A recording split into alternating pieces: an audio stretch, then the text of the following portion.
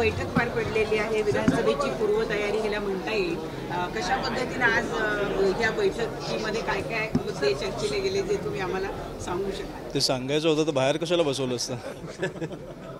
पण नाही, विधानसभेची बैठक चालू झाली आहे आणि विधानसभेची तयारी देखील चालू झाली आहे वरळीपासून. त्याच्यामुळे मी तुम्हाला एवढंच सांगता येईल की आता पहिली वरळी होती, पण आम्ही सगळीकडे सगळ्या विधानसभेत मी फिरणार आहे आणि सगळीकडे लोकांना भेटून त्यांच्या अडचणी जाणून घेणार आहे. मला काय बोलायचं तर मी त्यांच्याशी बोलतो आहे. त्याच्यामुळे तयारी चालू झाली. दुसरीकडे मनसेनं बैठकांचं सत्र चालू केलं आहे. मात्र आदित्य ठाकरे हे वरळीतली कामं घेऊन वेगवेगळ्या कार्यालयांमध्ये जात आहेत, प्रश्न मांडत आहेत. कसं बघताय तुम्ही? हे शेवटच्या 3 महिन्यात काम करून मला वाटत नाही काय फरक पडेल, कारण एका आमदाराला 5 वर्ष मिळतात.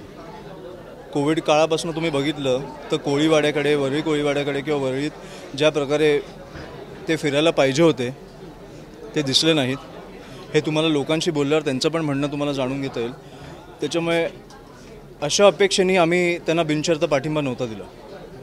सर, जो बैठकीचा बॅनर लागलेला आहे त्याच्यामध्ये राजसाहेब आणि आपल्यासोबत केवळ संदीपजींचा फोटो आहे, मग त्याची उमेदवारी निश्चित समजेल वरळी? ते राजसाहेब आणि संदीपजींमध्ये चर्चा झाली असेल, मी नाही, मी डिक्लेअर नाही करू शकतो.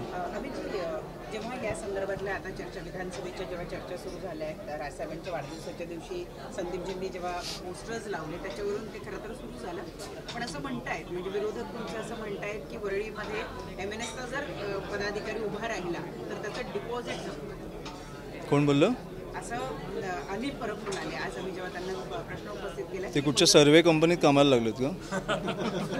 हे लोक ठरवतील ना. आत्ताच कसं कळलं आहे ना डिपॉझिट जप्त होईल? बरं, 20,000 का 25,000चं लीड आहे इकडच्या आमदाराला, तो 6,000वर आला आहे. मला वाटतं लोकांशी बोलून तुम्ही विचार केला पाहिजे की तुम्ही काय बोलताय. कालच्या वर्धापन दिनामध्ये उद्धव ठाकरेंनी थेट बिनशर्त पाठिंबा असं म्हटलं आणि फक्त मी उद्धव ठाकरेंना विरोधासाठी हा बिनशर्त पाठिंबा दिला असं. ते विनोद त्यांना पण समजवायला 10 मिनटं लागली, मला कळायला पण 10 मिनटं लागली.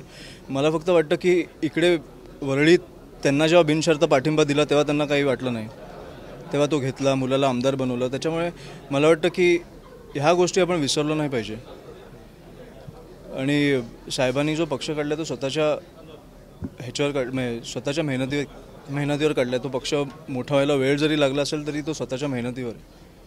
लोकसभेमध्ये ज्या पद्धतीनं वरळी विधानसभेतनं लीड थोडासा कमी झालेला आहे, जसं तुम्ही सांगता 25,000वरून 5,000वर तो लीड आलेला आहे, हा कुठेतरी मनसेचा उत्साह वाढवणारा आहे का? येत्या विधानसभेमध्ये मनसेचा परफॉर्मन्स? नाही, विधानसभेत आमचा उत्साह सगळीकडे वाढलेला दिसेल तुम्हाला. तो लीड बघून आम्ही नाही वाढवत, तो राजसाहेबांना बघून आम्ही वाढवतो. त्याच्यामुळे तो सगळीकडेच वाढलेला दिसेल. तुमची इच्छा आहे मग साहेबांना जाऊन बोला.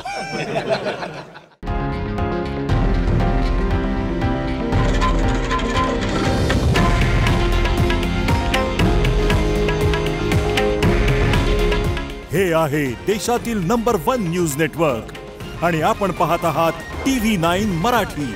काळजी तुमची, हित महाराष्ट्राचं.